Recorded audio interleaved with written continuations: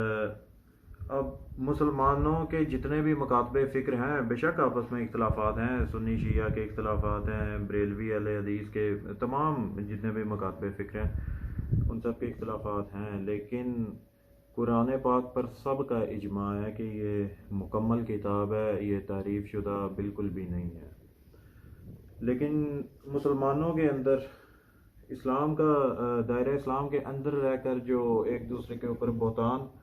باندھے گئے، بہتان لگائے گئے، ان کا بھی حقیقت سے کوئی تعلق نہیں۔ مثال کے طور پر شیعوں پر یہ ایک الزام لگایا جاتا تھا کہ یہ تعریف قرآن کے قائل ہیں، اور شیعوں کے عقائد و نظریات کے مطابق 40 پارے تھے اور 10 پارے بکری کھا گئی، اس طرح کی لیکن آج کے زمانے میں مولوی تصیف الرحمان وہابی جیسے شخص یا وہابی فرقے کے چند اور لوگ ہیں جو آج کے دور میں بھی یہ جہالت پھیلا رہے ہیں، اور اس کی وجہ اس کے اوپر میں نے پہلے بھی ایک ویڈیو بنائی تھی، صحیح ستہ کی سنن ابن ماجہ کی روایت نمبر 1944، اس میں یہ روایت درج ہے بکری والی۔ اسناد اس کی صحیح بھی لکھی ہوں، لیکن کوئی بھی مسلمان اس روایت کو یا اس طرح کی ملتی جلتی اس طرح کی اور بھی روایات کو قبول نہیں کرتا، اور اگر کوئی ذرا سا بھی یہ دعویٰ یہ کرے، اپنا نظریہ یہ بنائے کہ ایک لفظ قرآن پاک میں ایڈ کیا گیا یا نکال دیا گیا، وہ دائرہ اسلام سے خارج ہو جاتا ہے۔ تو خیر، اس وقت کا جو ٹاپک ہے وہ یہی ہے کہ کیا قرآن پاک سرکار مصطفیٰ صلی اللہ علیہ وسلم کی ظاہری زبانہ مبارک میں کتاب کی شکل میں آ چکا تھا؟ بالکل آ چکا تھا۔ تو روایات اور بھی ہیں، لیکن فی الحال 2 حوالہ جات کافی ہیں، اس کے آگے دکھانے کی ضرورت نہیں۔ یہ صحیح ستہ کی ہمارے اہل تسنن بھائیوں کی جو صحیح ستہ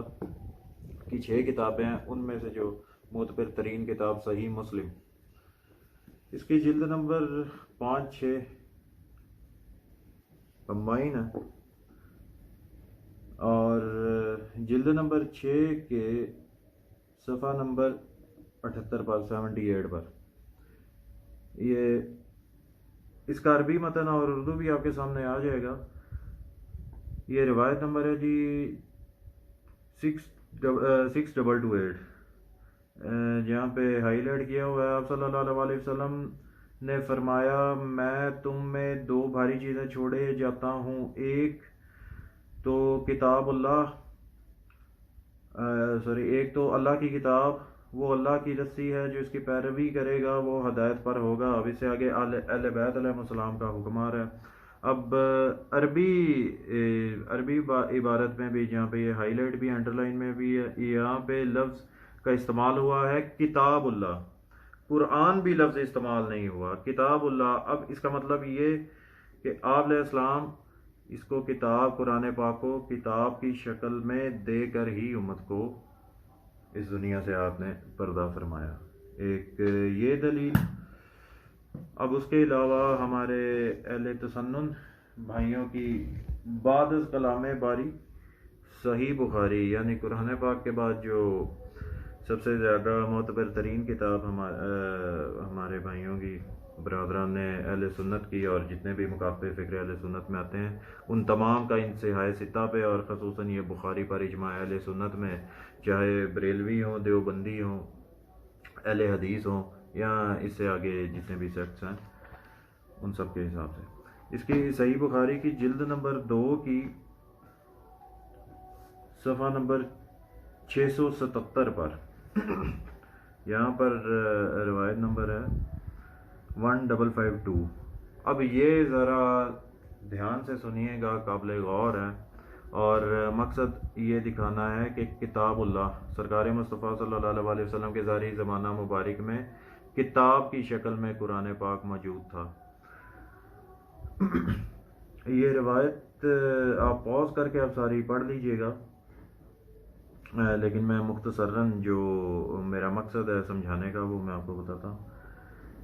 انہوں نے کہا کہ جب حضرت صلی اللہ علیہ وسلم کی وفات ہونے لگی، اس وقت گھر میں کئی صحابہ بیٹھے تھے، آپ صلی اللہ علیہ وسلم نے فرمایا، ادھر آؤ، میں تم کو ایک کتاب وصیت نامہ لکھوائے دیتا ہوں، تم اس پر چلتے رہو تو کبھی گمراہ نہ ہوگے۔ یہ سن کر کوئی حضرت عمر کہنے لگے کہ حضرت صلی اللہ علیہ وسلم پر تو بیماری کی سختی ہو رہی ہے اور تم لوگوں کے پاس قرآن کتاب اللہ موجود ہے۔ اب جہاں پر یہ عربی عبارت آپ کے سامنے ہے، وہاں پر حضرت عمر فاروق کے الفاظ ہیں حسبنا کتاب اللہ، ترجمہ آپ کے سامنے موجود ہے۔ ہم کو اللہ کی کتاب بس کرتی ہے۔ آپ گھر والوں میں جھگڑا ہونے لگا، کوئی کہتا تھا کہ لکھنے کا سامان لاؤ اور کتاب لکھوا لو، اچھا ہے کہ تم اس پر چلو تو گمراہ نہ ہوگے۔ کوئی اور کہتا کہ کتاب لکھوانے کی ضرورت نہیں۔ جب جھگڑا بہت بڑھ گیا، بکواس ہونے لگی، تو آپ صلی اللہ علیہ وسلم نے فرمایا چلو اٹھو۔ عبید اللہ نے کہا ابن عباس کہتے ہیں ہائے مصیبت وائے مصیبت، حضرت صلی اللہ علیہ وسلم کو بک بک اور اختلاف کر کے یہ کتاب لکھوانے نہ دی۔ اس وقت جو اس روایت میں جو مین نقطہ میں آپ کو سمجھانے کی کوشش کر رہا ہوں وہ یہ ہے کہ یہاں پر حضرت عمر بن خطاب کے بھی الفاظ موجود ہیں۔ انہوں نے کہا کہ جب سرکار مصطفیٰ صلی اللہ علیہ وسلم نے حکم فرمایا حدیث لکھوانے کا، تو حضرت عمر نے جواب دیا حسبنا کتاب اللہ، یعنی حضرت عمر نے قرآن کا لفظ یہاں پر استعمال نہیں کیا، کتاب اللہ کا لفظ بولا۔ اور کتاب کہتے ہی اسے ہیں جو دو گتوں کے درمیان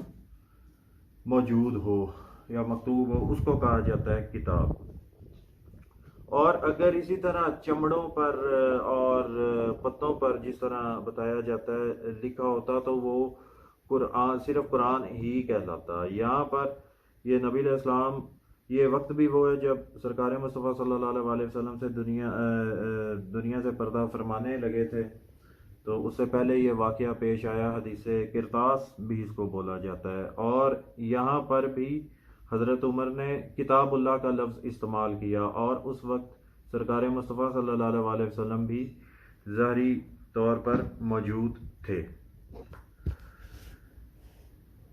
تو جی عزیزان محترم، روایات اور بھی ہیں، کتابیں اور بھی ہیں، حوالہ جات اور بھی ہیں، لیکن میرا نہیں خیال کہ ان دو کتابوں کے ہوتے ہوئے کسی تیسری ایسی کتاب کی ضرورت پڑے جس میں یہ ثابت کرنا ہو کہ قرآن پاک آپ سرکار صلی اللہ علیہ وسلم کے ظاہری زمانہ مبارک میں کتاب کی شکل میں موجود تھا۔ پہلی روایت بھی بہت ہی زیادہ قابل غور ہے، اور دوسری روایت اس سے بھی زیادہ قابل غور ہے، کیونکہ یہ وہ وقت تھا جب سرکار مصطفیٰ صلی اللہ علیہ وسلم نے ابھی دنیا سے پردہ نہیں فرمایا تھا، تو تب بھی کتاب اللہ کا لفظ استعمال کیا گیا، جو یہ ثابت کرتا ہے کہ قرآن پاک کو کتاب کی صورت میں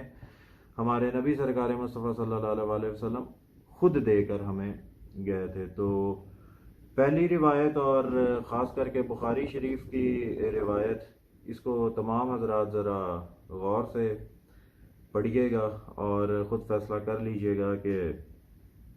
آیا کہ جو روایات قرآن پاک کو معاذ اللہ مشکوک بنانے کی کوشش کرتی ہیں ان پر یقین کرنا چاہیے کہ یا صحیح السند حدیث کے اوپر یقین کرنا چاہیے۔ تو وما علینا الا البلاغ۔